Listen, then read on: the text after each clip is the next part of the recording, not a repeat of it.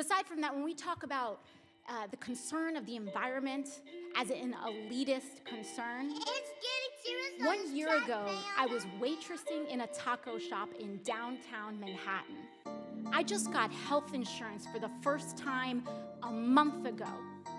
This is not an elitist issue. This is a quality of life issue. You want to tell people that their concern and their desire for clean air and clean water is elitist? Tell that to the kids in the South Bronx, which are suffering from the highest rates of childhood asthma in the country. Tell that to the families in Flint, whose kids have their blood is ascending in lead levels. Their brains are damaged for the rest of their lives. Call them elitist.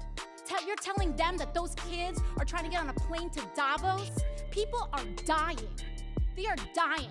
And the response across the other side of the aisle is to introduce an amendment 5 minutes before a hearing in a markup. This is serious.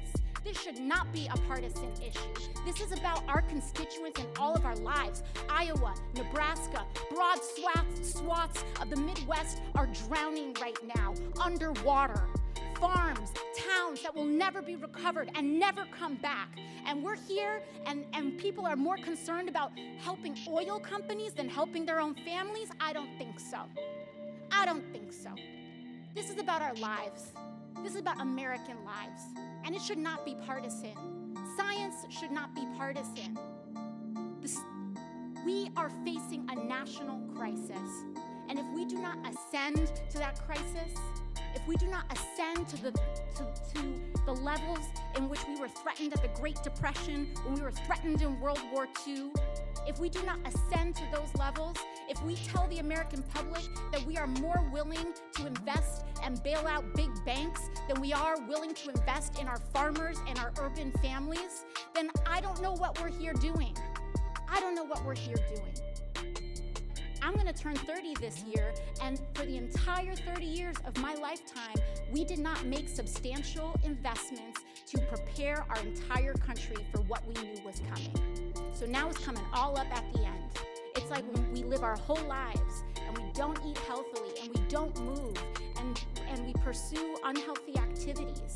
And then at the end of our lives, our healthcare costs are very high. We have the choice to lower the cost now, because I can tell you the cost of pursuing a Green New Deal will be far less than the cost of not passing it. And with respect to our brothers and sisters and neighbors that are in agriculture, bring them to the table. Let's hold hearings.